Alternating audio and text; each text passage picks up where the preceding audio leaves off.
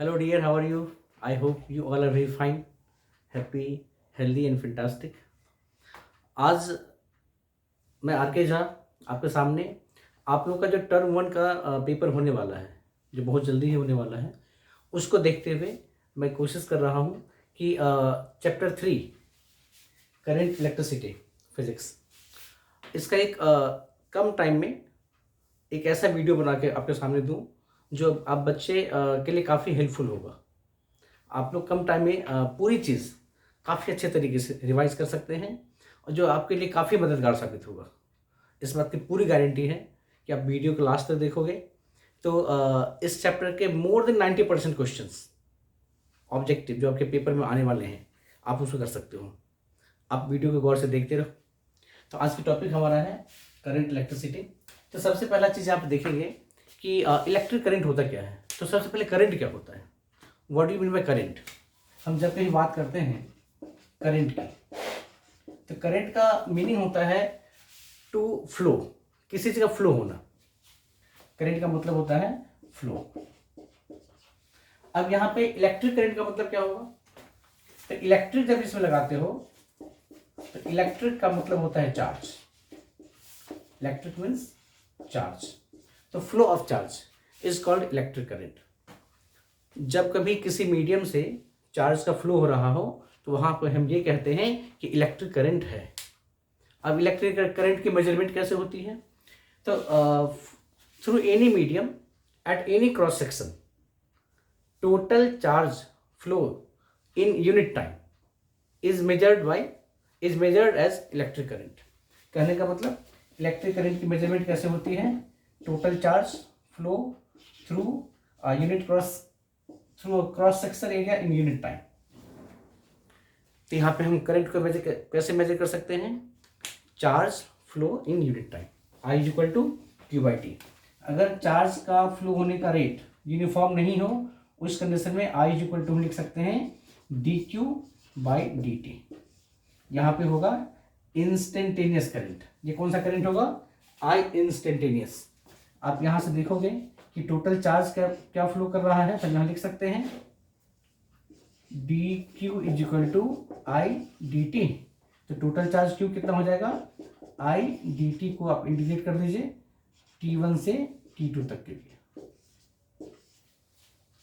तो किसी भी कंडक्टर से जो करंट का फ्लो हो रहा है हम उसको यहाँ से इस तरीके से मेजर कर सकते हैं।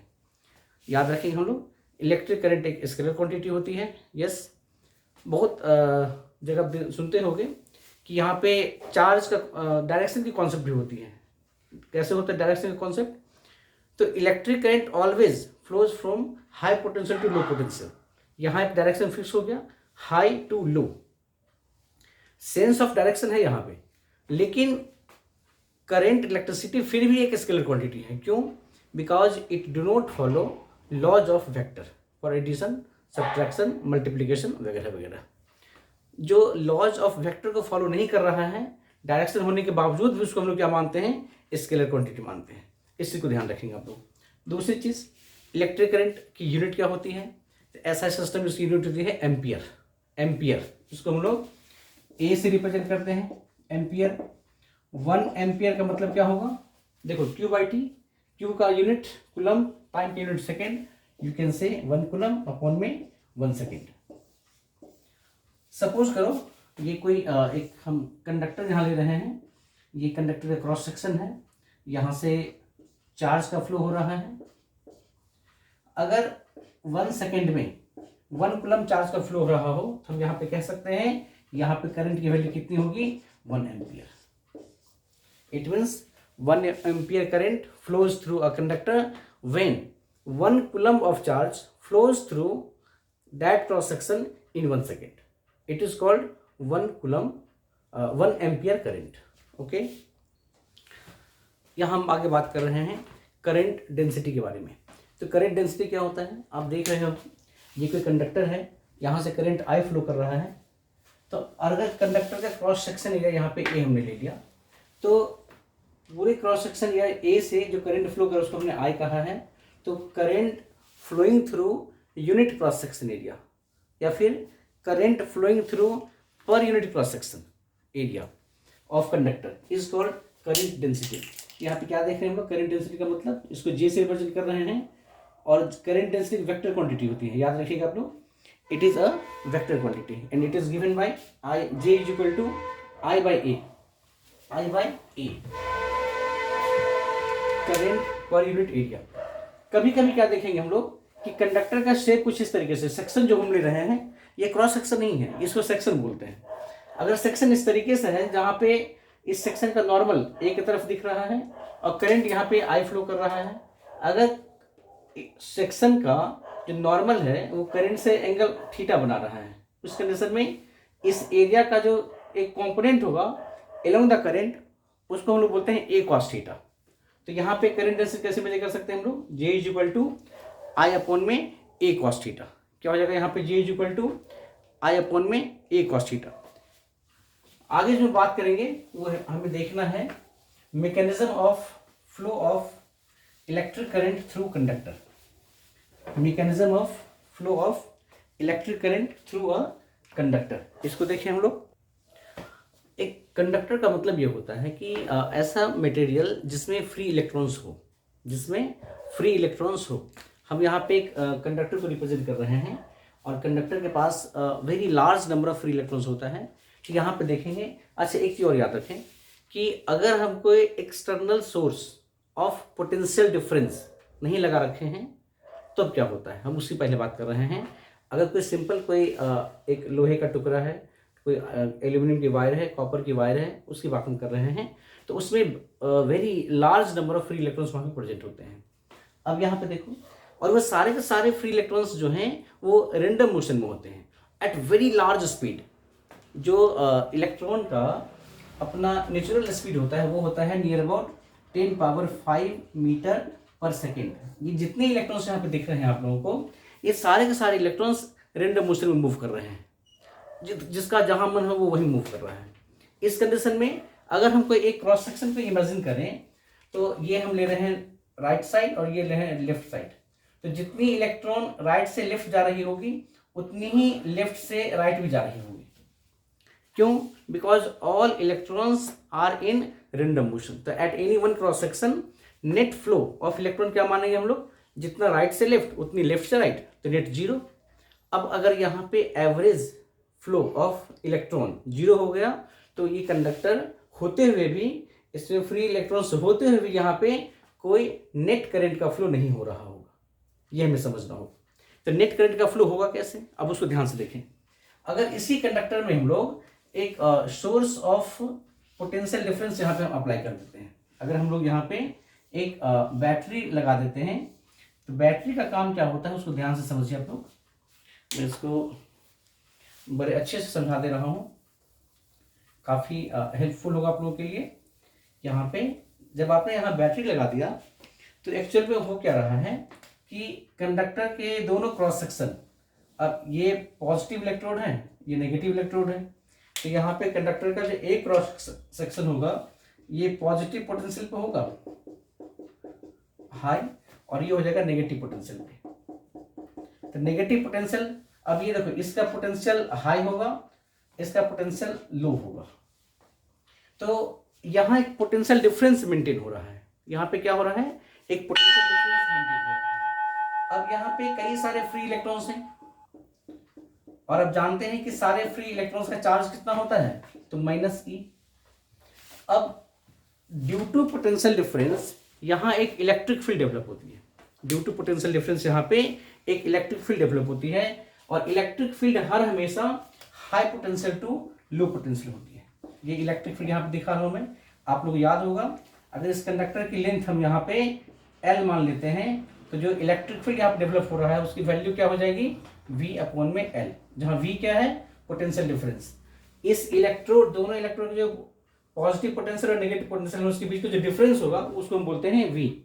V means potential difference across the conductor.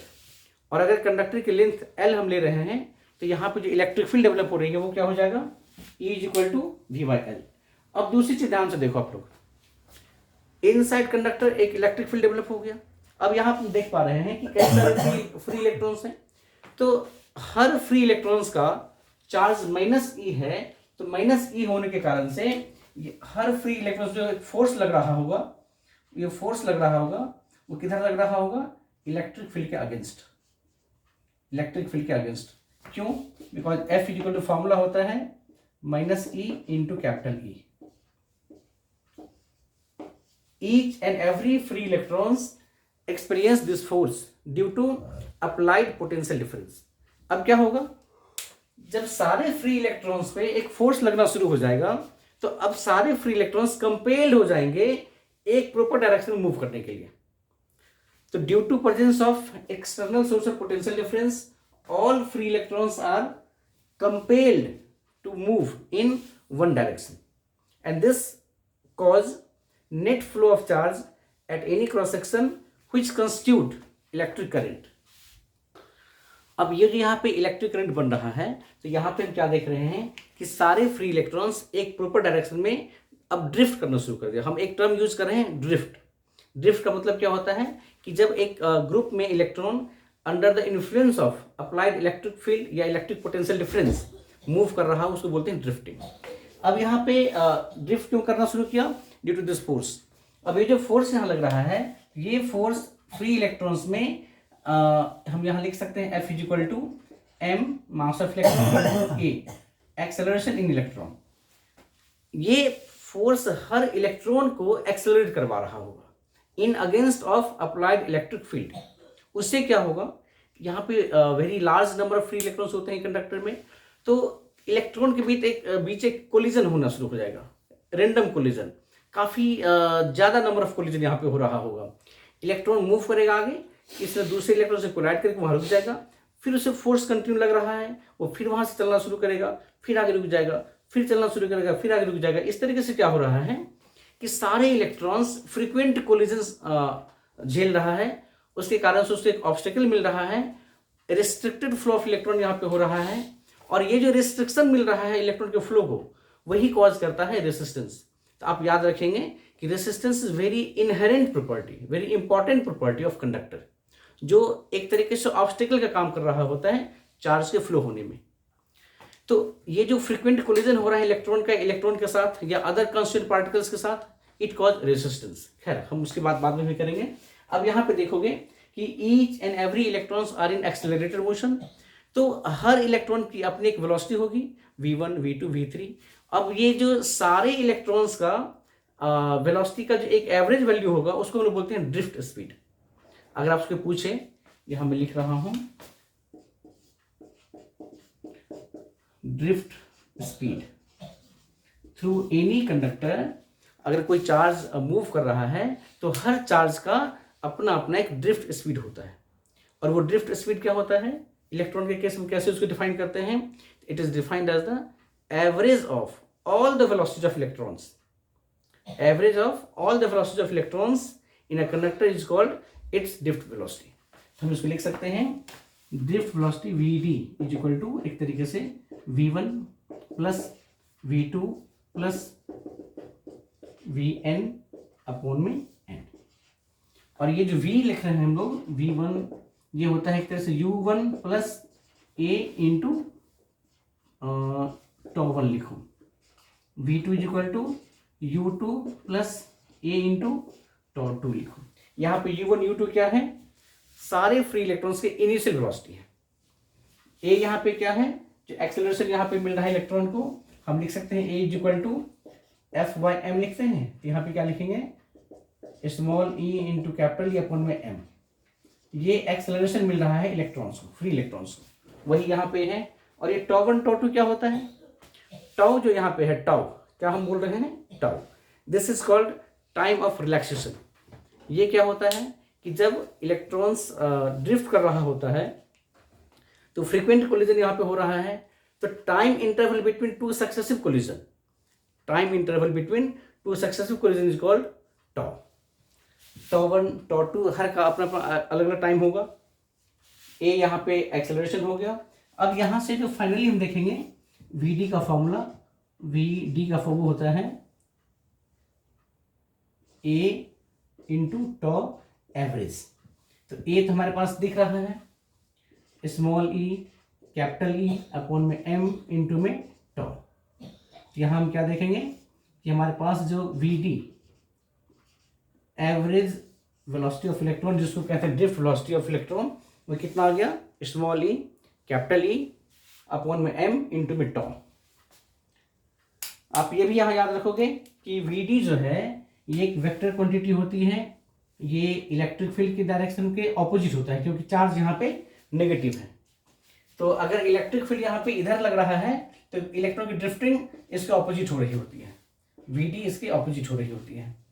तो अब हमने यहाँ पे क्या देखा कि within the conductor electron एक ड्रिफ्ट स्पीड से मूव कर रहा होता है under the effect of applied potential difference which cause electric current.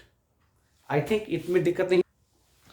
यहाँ जो देखा हम लोगों ने ड्रिफ्ट वेलोसिटी, तो V D is equal to small E capital E upon M into tau. यहाँ स्मॉल ई क्या था, charge of electron, capital E electric field inside the conductor, to यहाँ पे क्या है, average time of relaxation, average time of relaxation.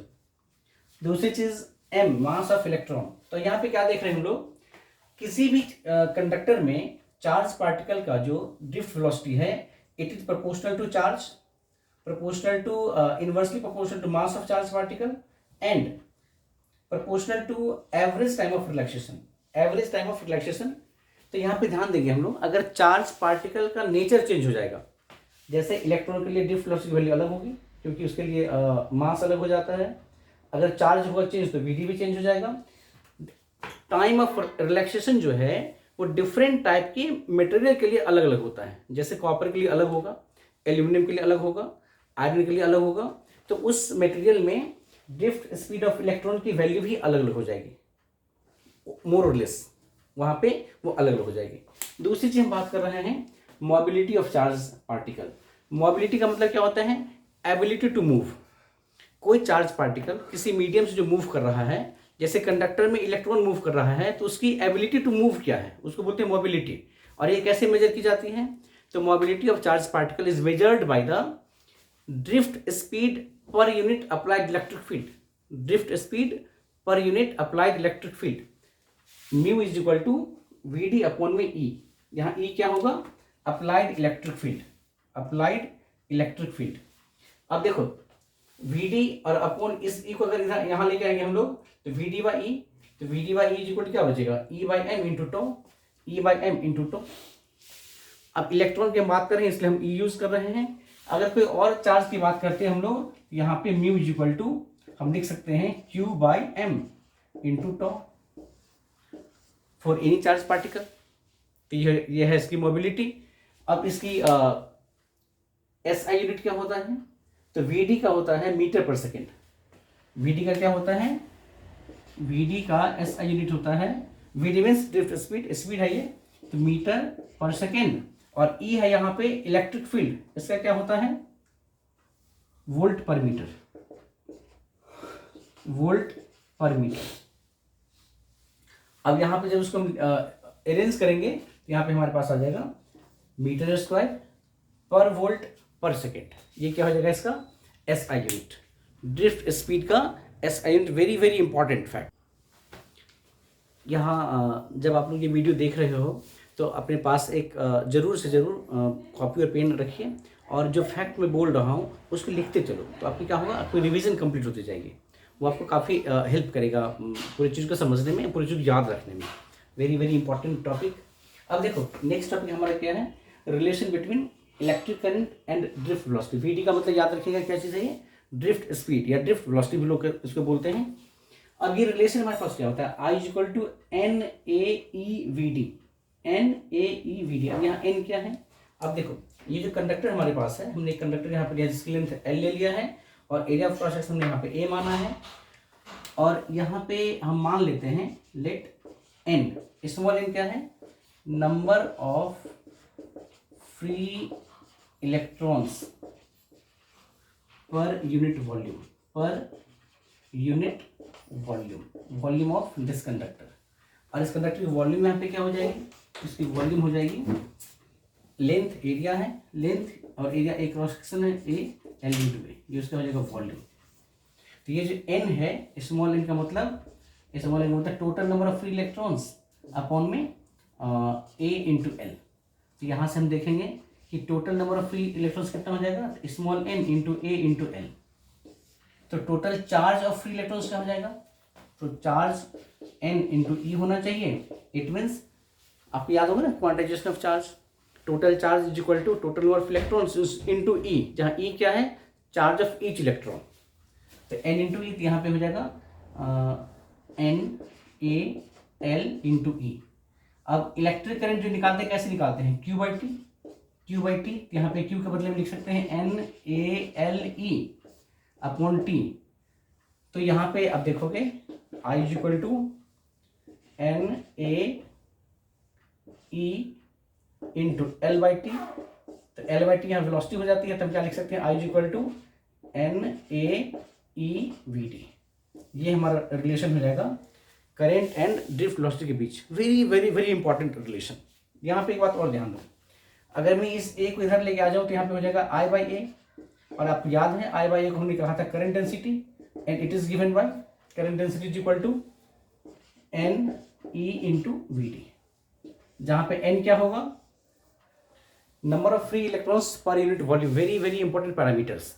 कई बार आपसे क्या एन का यूनिट पूछ लेता है, इस एन की यूनिट क्या होनी चाहिए, क्या जवाब देंगे हम लोग, 1 अपॉन में volume means 1 upon metre cube, या हम कह सकते हैं इस एन की यूनिट क्या होगी, मीटर एम पावर -3 पर मीटर क्यूब कह सकते हैं आप। चलिए बहुत बढ़िया, ये चीज काफी इंपॉर्टेंट। अब यहाँ पे एक बात और देखोगे, कई बार क्या होता है आपके सामने में कि नॉन यूनिफॉर्म क्रॉस सेक्शन का कोई कंडक्टर आपके पास होता है। अब यहाँ पे एक एरिया है, यहाँ पे एक एरिया है, ये एरिया A1 है, ये एरिया A2 है। जब किसी कंडक्टर से करंट का फ्लो हो रहा होता है तो भले ही वहाँ पे एरिया यूनिफॉर्म हो या फिर नॉन यूनिफॉर्म हो, करंट हमेशा कांस्टेंट रहता है। अब करंट अगर हमेशा कांस्टेंट है तो यहाँ पे N तो कांस्टेंट है, A कांस्टेंट है, E और VD। यहाँ पे हम क्या देखेंगे कि A into V D, A into V D is always constant. याद रखना, वेरी इंपॉर्टेंट फैक्ट बता रहा हूँ। इट मीन्स जहाँ कहीं भी एरिया ज़्यादा होगा वहाँ पे ड्रिफ्ट वेलोसिटी कम हो जाएगी, और जहाँ कहीं भी एरिया कम होगा करंट को मेंटेन करने के लिए वहाँ पे ड्रिफ्ट स्पीड ज़्यादा हो जाएगी। अगर कंडक्टर आपके पास जो है वो नॉन यूनिफॉर्म क्रॉस सेक्शन का है, उस कंडीशन में ड्रिफ्ट स्पीड वहाँ ज़्यादा होगा जहाँ पे एरिया ऑफ क्रॉस सेक्शन कम है, और जहाँ एरिया ऑफ क्रॉस ज़्यादा हो जाएगा वहाँ पे ड्रिफ्ट स्पीड कम हो जाएगी। इस बात को ध्यान रखेंगे हम लोग। आगे बात कर रहे हैं ओम्स लॉ के बारे में। अब यहाँ पे देखोगे ओम्स लॉ का मतलब क्या होता है, अगर ये कोई कंडक्टर है, ये क्या है हमारे पास कोई कंडक्टर है, और हमने क्या किया है, कंडक्टर मान लो ये है आपका कंडक्टर। कई बार इसको हम रेजिस्टेंस भी मान सकते हैं, जैसे कोई बल्ब हो गया, मतलब एनी इलेक्ट्रिकल एप्लायंसेस उसको आप इमेजिन कर सकते हो। बल्ब मान लो, टीवी मान लो, फ्रिज मान लो, एसी मान लो, व्हाटएवर, मरकरी, ट्यूब लाइट, कुछ भी ये मान सकते हैं। और हमने यहाँ पे एक लगाया बैटरी जिसकी वोल्टेज हमने V लिया है। यहाँ पे एक आमीटर है जो इलेक्ट्रिक करंट को मेजर करता है। ये वोल्टमीटर है जो इस कंडक्टर के अक्रॉस पोटेंशियल डिफरेंस को मेजर करता है। अब ओम्स ने यहाँ पे क्या बताया, काफ़ी इजी लॉ है, काफ़ी इंपॉर्टेंट लॉ है इलेक्ट्रिकल मेजरमेंट में, very very very important law. यहाँ पे ओम्स साहब ने ये कहा था कि अगर आप वोल्टेज बढ़ाओगे, यहाँ पे अगर आप ये वोल्टेज इंक्रीज करोगे तो यहाँ जो करंट का फ्लो हो रहा है I, वो भी इंक्रीज करेगा। आप वोल्टेज और इंक्रीज कीजिए, करंट और इंक्रीज करेगा। आप वोल्टेज और इंक्रीज कीजिए, करंट और इंक्रीज करेगा। इन्होंने ये बताया। इसका मतलब इन्होंने क्या कहा कि जो करंट आपका है वो वोल्टेज डिपेंडेंट है। अगर आप करंट बढ़ाएंगे तो वोल्टेज बढ़ेगा। इनका कहना ये था कि at constant temperature electric current through a conductor proportional to applied voltage, ये इनका स्टेटमेंट था। दूसरी चीज हम ये भी कह सकते हैं कि अगर यहाँ से करंट का फ्लो हो रहा है, ये करंट, अगर ये करंट बढ़ेगा तो इनके ये जो applied potential difference across conductor ये भी बढ़ेगा, मतलब V proportional to I, V proportional to. तो ओम्स का दोनों स्टेटमेंट है। थ्रू एनी कंडक्टर अगर अप्लाइड वोल्टेज बढ़ाएंगे तो करंट बढ़ेगा, और अक्रॉस एनी कंडक्टर अगर करंट बढ़ेगा तो वोल्टेज या पोटेंशियल डिफरेंस भी बढ़ेगा। मीन्स दोनों एक ही सिक्के के पहलू हैं। अब यहाँ पे देखें हम लोग जब लिखते हैं I, तो I प्रोपोर्शनल टू जब लिखते हैं, सॉरी, जब I को हम इक्वेट कर रहे होते हैं तो यहाँ पे लिखते हैं I इज इक्वल टू एक कांस्टेंट और वो तो 1/r इंटू वी, या फिर लिख सकते हैं I equal to V by R. Very important relation. अगर हम यहाँ की बात करें तो यहाँ पे देखोगे v इक्वल टू, यहाँ पे हम जब इक्वेट करते हैं तो एक कॉन्स्टेंट जो लेते हैं उसको सिर्फ r लिखते हैं इंटू आई। दोनों r का मीनिंग सेम ही है। यहाँ पे r क्या है, r is a constant called resistance, resistance of conductor, resistance of conductor. Very very important parameters. अभी मैं आपको बताया था पीछे कि जब कोई कंडक्टर के थ्रू इलेक्ट्रिक करंट का फ्लो हो रहा होता है तो जो फ्री इलेक्ट्रॉन्स होते हैं कंडक्टर में वो आपस में और अदर कांस्टेंट पार्टिकल के साथ फ्रीक्वेंटली कोलाइड कर रहे होते हैं। उससे क्या होता है, जो फ्लो ऑफ इलेक्ट्रॉन है वो रेस्ट्रिक्टेड हो जाता है। इट मीन्स करंट के फ्लो में एक ऑब्स्टिकल आती है। वो जो ऑब्स्टिकल है उसी को हम लोग बोलते हैं रेसिस्टेंस। जो opposition to flow of current है उसको बोलते हैं रेसिस्टेंस। क्यों आती है, due to frequent collision of electrons, free electrons. अब यहाँ पे उसको हमने आर से रिप्रेजेंट किया। अब एक चीज यहाँ पे गौर करने वाली बात है, अकॉर्डिंग टू ओम्स लॉ यहाँ पे I प्रोपोर्शनल टू V है। अगर हम लोग यहाँ पे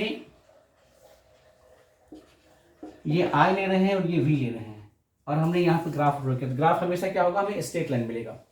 अगर यहाँ पे हम V ले रहे हैं एक्सिस पे और यहाँ पे I ले रहे हैं तो यहाँ पे ग्राफ कैसे मिलेगा, स्ट्रेट लाइन मिलेगा। अब ध्यान रखिएगा, यहाँ जो स्लोप मिलता है हमें, ये स्लोप या फिर यहाँ जो स्लोप मिलता है हमें, तो ये IV ग्राफ है।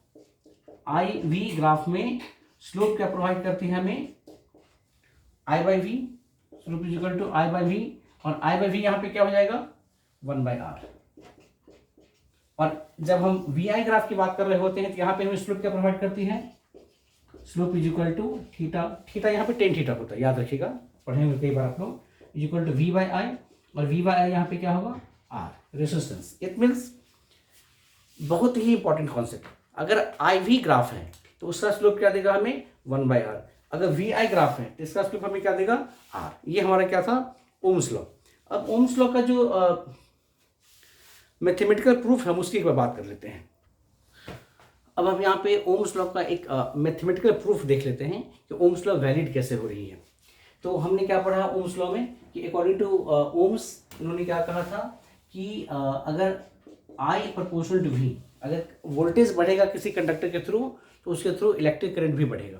अब यहाँ पे देखें हम लोग, हमें पता है, अभी हमने देखा था I equal to NAE/VD formula होता है, और VD का मतलब क्या होता था, ड्रिफ्ट स्पीड, जिसकी फॉर्मूला था small e capital E by m into में टॉ। स्मॉल e क्या था यहाँ पे, charge of free electrons, capital E था electric field inside conductor, m था मास ऑफ इलेक्ट्रॉन, और टॉ यहाँ पे क्या था, average time of relaxation, average time of relaxation. तो हम यहाँ पे VD को अगर रिप्लेस करेंगे तो I is equal to NAE² tau by m हो जाएगा। यहाँ पे जो E है कैपिटल E इलेक्ट्रिक फील्ड है, electric field is equal to potential difference by length होता है, ये पता है आप लोगों को पहले से। तो हम जब इसको रिप्लेस करेंगे यहाँ पे तो हमें ये फॉर्मूला मिलेगा। अब इसमें गौर करने वाली बात ये है, ये जो NAE² टॉ अपन में ml, ये पूरी क्वांटिटी कांस्टेंट है। अब ये जो कांस्टेंट है यही आपका यहाँ पे क्या है, इक्विवेलेंट टू 1 बाई आर। तो यहाँ पे क्या देखेंगे कि I इज इक्वल टू, आप यहाँ से देख सकते हो ना, यहाँ से लिख सकते हैं हम लोग कि I is equal to 1 by R into V. अब ये कांस्टेंट है, हम लिख सकते हैं I प्रोपोर्शनल टू V, और यही क्या था, यही था हमारा यहाँ पे ओम्स लॉ। तो यहाँ पे ओम्स लॉ को हमने प्रूफ कर दिया मैथमेटिकली। अब यहाँ से काफी इंपॉर्टेंट टर्म्स एक आने वाला है, उसको देखेंगे हम लोग। यहाँ से हम लोग रेसिस्टेंस की बात कर लेते हैं कि अभी आपने देखा नीचे ये यहाँ पे लिखा हुआ है कि 1 by R is equal to this. तो हम यहाँ से देखते हैं कि रेसिस्टेंस का ये फॉर्मूला क्या हो सकता है। तो resistance R is equal to हो जाएगा हमारे यहाँ m अपॉन में NE² tau into L by A. ये है आपका रेसिस्टेंस का फॉर्मूला। तो आप यहाँ पे गौर से देखो, रेसिस्टेंस किस किस फैक्टर पे डिपेंड कर रहा है। Resistance depend upon m mass of electron, constant quantity है, यूनिवर्सल कांस्टेंट है ये, n number of electrons per unit volume. इसकी वैल्यू डिफरेंट मटेरियल के लिए अलग अलग होता है, कॉपर के लिए अलग हो जाएगा, एल्यूमिनियम के लिए अलग हो जाएगा, आयरन के लिए अलग हो जाएगा। तो यहाँ पे n की वैल्यू चेंज होगी तो डेफिनेटली r की वैल्यू भी चेंज हो जाएगी। E यहाँ पे चार्ज ऑफ इलेक्ट्रॉन, और टॉ यहाँ पे क्या है, time of relaxation, time of relaxation at any constant temperature for different material अलग अलग होता है। ये जो टाइम ऑफ रिलैक्सेशन है वो दो चीज पे डिपेंड करेगा, किस किस चीज पे, एक तो नेचर ऑफ मटेरियल पे और दूसरा टेम्परेचर पे। अगर टेम्परेचर कांस्टेंट है तो टॉ कांस्टेंट रहेगा, ध्यान रखिएगा इसको। तो यहाँ पे, और ये एल क्या होगा, लेंथ ऑफ कंडक्टर, जैसे कंडक्टर ये हम ले रहे हैं, और ए क्या होगा, area of conductor, area of cross section of conductor, ऐसे याद रखिए। तो हम यहाँ पे दो चीज देख रहे हैं कि जो रेसिस्टेंस हमारा है इसमें एक फैक्टर ऐसा है जो कंप्लीट कांस्टेंट है या depend upon nature of material, और दूसरा चीज एल और ए यहाँ पे क्या है, डायमेंशन ऑफ कंडक्टर। ये जो क्वांटिटी देख रहे हो ये खुद में कांस्टेंट है, तो इसको हम लोग रो से रिप्रेजेंट करते हैं, और यहाँ लिख सकते हैं R is equal to rho into L by A. अब ये जो रो हमने लिखा यहाँ पे, इसको रो बोला जाता है, इसका प्रोनाउंसिएशन रो होता है, और ये इसका सिंबल है, और इसको हम लोग कहते हैं इलेक्ट्रिकल रेसिस्टिविटी। क्या उसको बोलते हैं हम लोग, इलेक्ट्रिकल रेसिस्टिविटी। यहाँ पे रेसिस्टिविटी एक न्यू टर्म आपके सामने आ गया। रेसिस्टिविटी ही रेसिस्टेंस का फैक्टर है, रेसिस्टिविटी के कारण से ही रेसिस्टेंस हो रही है। किसी भी मटेरियल का जो इनहेरेंट प्रॉपर्टी है वो है रेसिस्टिविटी, और उसका लेंथ मीन्स डायमेंशन, लेंथ, और एरिया ऑफ क्रॉस सेक्शन के ऊपर भी डिपेंड करता है इसकी रेसिस्टेंस। हम यहाँ पे क्या देख रहे हैं कि किसी भी कंडक्टर का जो रेसिस्टेंस है ये resistivity into length by area हो रहा है। अब रेसिस्टिविटी का मतलब यहाँ पे देख रहे हैं हम लोग, रो इज इक्वल टू क्या, एम अपॉन में एन ई स्क्वायर टॉ। तो रेसिस्टिविटी कंप्लीटली प्रॉपर्टी किसका है, मटेरियल का, at given temperature. Material change कर देंगे हम लोग तो वहां पे एन चेंज हो जाएगा, वहां पे टॉ चेंज हो जाएगा, तो रेसिस्टिविटी की वैल्यू चेंज हो जाएगी। जिसकी जितनी ज़्यादा रेसिस्टिविटी वो उतना वीक, उतना लेस कंडक्टर होगा। तो जिसका जितना कम रेसिस्टिविटी उतना अच्छा कंडक्टर होगा, यहाँ ध्यान रखें हम लोग। दूसरी चीज़, अगर हमें रेसिस्टिविटी पता है तो हम रेसिस्टेंस पता कर सकते हैं एल बाई ए पे मल्टीप्लाई करके। तो ये चीज़ हम यहाँ पे देख रहे हैं, रेसिस्टिविटी अगर टेम्परेचर चेंज होगा तो चेंज होता है, वो हम आगे उसकी बात करेंगे। अभी हमने यहाँ पे क्या क्या देखा, रेसिस्टेंस क्या होता है, रेसिस्टिविटी क्या होता है, उसके फॉर्मूला क्या हो रहे हैं, हमने ओम्स लॉ को देखा। एक टॉपिक यहाँ पे है ओम्स लॉ इन माइक्रोस्कोपिक फॉर्म या फिर इन vector form, ohms law in vector form. इसको समझने से पहले हम एक बात यहाँ देखते हैं, एक दो टर्म यहाँ पे है, कंडक्टेंस को हम लोग कैपिटल जी से रिप्रेजेंट करते हैं, और कैपिटल जी क्या होता है, रेसिप्रोकल ऑफ रेसिस्टेंस। जिस मटेरियल का, जिस कंडक्टर का रेसिस्टेंस ज़्यादा होगा उसकी कंडक्टेंस कम होगी, जिसका रेसिस्टेंस कम होगा उसका कंडक्टेंस ज़्यादा होगा। एक होता है कंडक्टेंस, इसको हम लोग बोलते हैं स्पेसिफिक रेसिस्टेंस। क्या बोलते हैं, स्पेसिफिक रेसिस्टेंस। दूसरी चीज कंडक्टिविटी,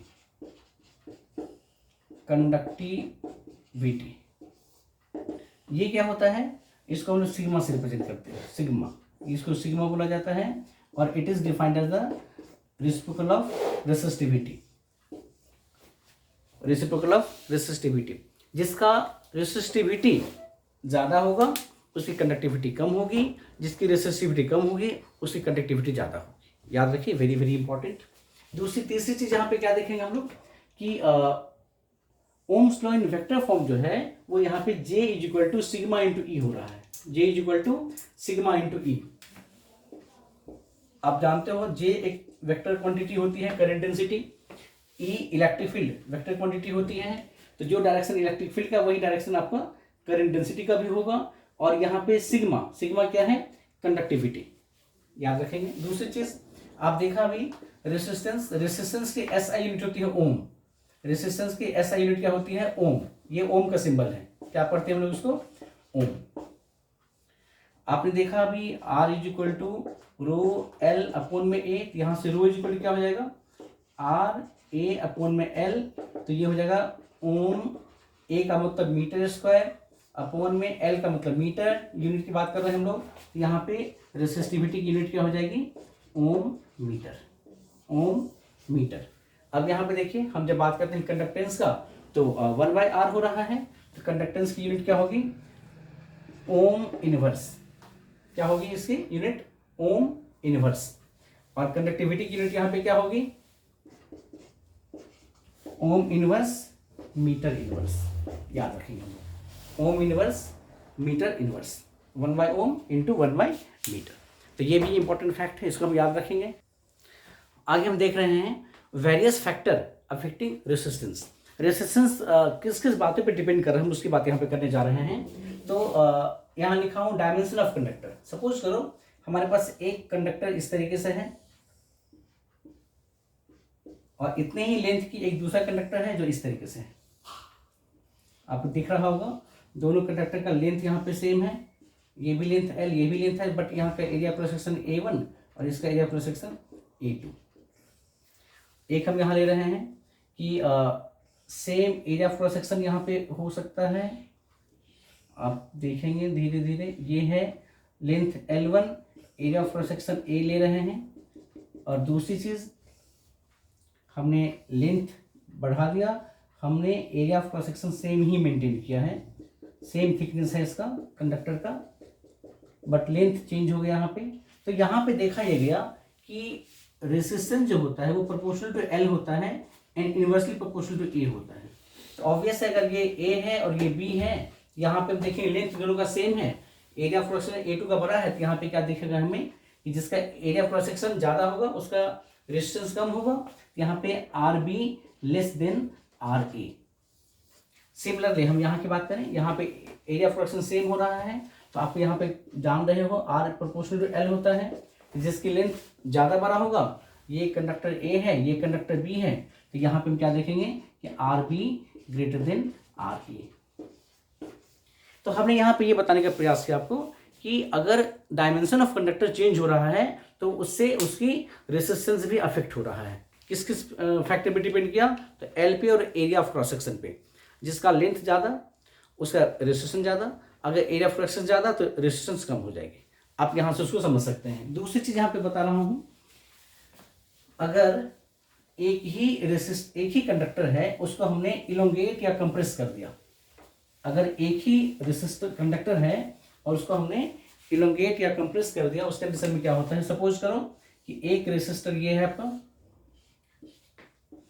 इसकी लेंथ अभी L है, रेसिस्टेंस R है, हमने क्या किया इसको इलोंगेट कर दिया, खींच के लंबा कर दिया।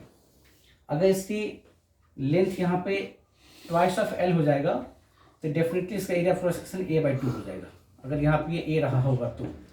इस कंडीशन में क्या होता है याद रखेंगे, R प्रोपोर्शनल टू L का square and R proportional to 1/A का स्क्वायर। जब आप किसी कंडक्टर को इलोंगेट या कंप्रेस, ध्यान रखना मैं बार बार बोल रहा हूँ, यहाँ पे एक ही कंडक्टर है, हम उसके डायमेंशन को चेंज कर रहे हैं, कैसे? बाय इलोंगेटिंग और कंप्रेसिंग। उस कंडीशन में अगर लेंथ को हम देख रहे होंगे तो R प्रोपोर्शनल L स्क्वायर, और अगर एरिया को देख रहे हो तो R प्रोपोर्शनल 1/A स्क्वायर। यहाँ पे गौर से देखो, यहाँ पे लेंथ L था अब 12 हो गया, तो डेफिनेटली अगर इसकी रेजिस्टेंस R रही होगी तो इसकी रेजिस्टेंस क्या हो जाएगा? 4R हो जाएगा। काफी इंपॉर्टेंट और काफी समझने वाली बातें हैं ये। दूसरी चीज हम बात करते हैं एक अदर फैक्टर का, nature of material. Nature of material आप यहाँ पे क्या देख रहे हो? आपने देखा यहाँ पे कि R equal to rho into L/A होता है, जहां रो क्या था? रेसिस्टिविटी। तो जिस किसी मटेरियल के लिए रेसिस्टिविटी ज्यादा होगा, अगर 2 3 4 अलग अलग मटेरियल हमारे पास है सेम डायमेंशन का, तो जिसकी रेसिस्टिविटी ज्यादा होगी उसका रेसिस्टेंस भी ज्यादा होगा। आपको ये बात भी याद रखना होगा। और तीसरी चीज हम बात करने जा रहे हैं effect of temperature on resistance. Very very very important. Effect of temperature on resistance. Resistance temperature पे डिपेंड करता है, कैसे उसको समझे हम लोग। काफी ही इंपॉर्टेंट। आप जानते हो कि R इक्वल टू होता है रो इंटू L/A, और रो इक्वल टू होता है M/N E स्क्वायर टॉ। जब किसी कंडक्टर का आप टेम्परेचर बढ़ाओगे तो जैसे ही उसके में हीट डेवलप होगी तो उसके जो फ्री इलेक्ट्रॉन्स होंगे उसकी वेलोसिटी बढ़ जाएगी, उसकी काइनेटिक एनर्जी बढ़ जाएगी, तो और फास्ट मूव करने लगेगा। और जब वो और फास्ट मूव करने लगेगा तो उनके बीच कोलिजन और बढ़ जाएगी। तो कोलिजन जब कोलिजन बढ़ जाएगा उनके बीच, तो अब कोलिजन जल्दी जल्दी होने लगेगा। अब कोलिजन जब जल्दी जल्दी होने लगा, वहाँ पे इसका मतलब क्या हुआ, टाइम ऑफ रिलैक्सेशन कम हो गया। अगर टाइम ऑफ रिलैक्सेशन कम हो जाएगा तो हम यहाँ लिख सकते हैं जब टेम्परेचर इंक्रीज करता है तो यहाँ पे टॉ डिक्रीज करता है। अब ध्यान देना, रेसिस्टिविटी जो है ये प्रोपोर्शनल 1/τ हो रहा है, तो जब ये डिक्रीज कर जाती है इंक्रीज कर जाएगा। तो हम यहाँ पे क्या कर सकते हैं कि रेसिस्टेंस बढ़ेगा, रेसिस्टिविटी बढ़ेगा if temperature increases, resistivity increases if temperature increases. इसीलिए हम कह सकते हैं कि अगर किसी कंडक्टर का आप बढ़ाते हो टेम्परेचर, हम बात कर रहे हैं कंडक्टर के बारे में अभी, तो उसकी रेसिस्टिविटी बढ़ेगी तो उसकी रेसिस्टेंस भी बढ़ेगी।